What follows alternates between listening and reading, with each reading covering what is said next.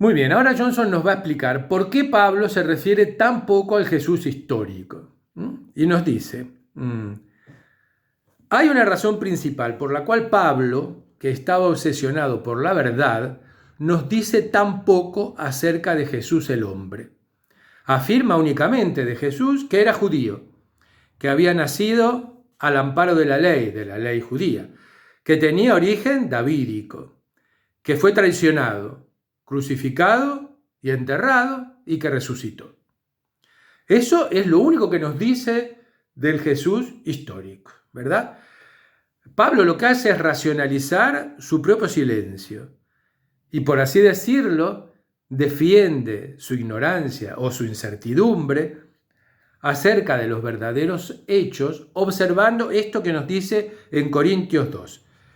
Pablo dice, por consiguiente, en nosotros las normas del mundo, es decir, lo histórico del mundo, ha cesado de contar en nuestro juicio acerca de un hombre. Incluso si otrora contaron en nuestra comprensión de Cristo, ya no es el caso. O sea que él automáticamente deja de referirse al Jesús histórico. No es su tema, no le importa el Jesús histórico. Lo que le importa es el Jesús Hijo de Dios, el Jesús portador del mensaje divino, ¿verdad? Y por lo tanto, decide dejar de lado las normas del mundo, es decir, las normas de la historia, para atenerse a las normas del mensaje religioso. Así que bueno, Pablo entonces no puede presentarse como discípulo de un Jesús histórico. Por el contrario, él recibe la visión de apóstol de manos del Señor resucitado.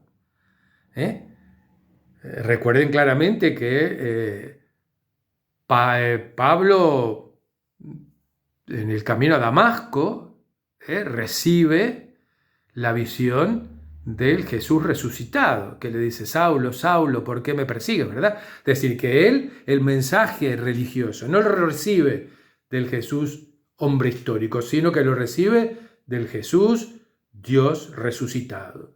¿Sí? Y en ese concepto él basa toda su labor apostólica. Él es apóstol en tanto y cuanto es elegido directamente por Jesús resucitado para que expanda su mensaje evangélico. Así que muy bien. Si Jesús, para Pablo, es el Hijo de Dios, es por lo tanto preexistente y sobrenatural, que aceptó la forma de un servidor, de modo que pudiera identificarse como hombre y prestarse a su papel sacrificial. Los únicos detalles de la vida de Jesús que importan para los propósitos rigurosamente teológicos de Pablo son las pruebas de su condición de hombre y su crucifixión. Es decir, lo único que le importa de Jesús es que Dios se hizo hombre para poder, a través de la crucifixión, salvar y redimir a la humanidad por su propio sacrificio. Ese es lo único que le interesa a Pablo del Jesús histórico. Muy bien.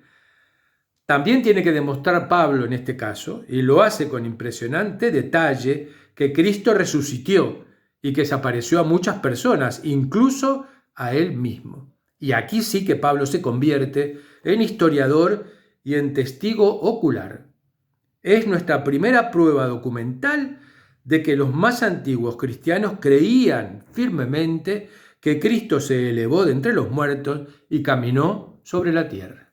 ¿Verdad? Acá Pablo lo que hace es atestiguar directamente que ese Cristo resucitado se le apareció y lo reclutó, digamos, para el desarrollo del Evangelio a los gentiles.